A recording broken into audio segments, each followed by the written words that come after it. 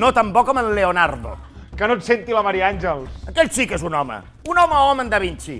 Aquell sí que és un artista, un pintor de debò. No soc pintor, jo. No cal que ho juri. Soc escultor, no pintor.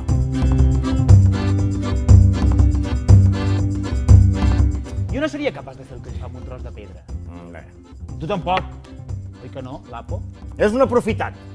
Una vergonya.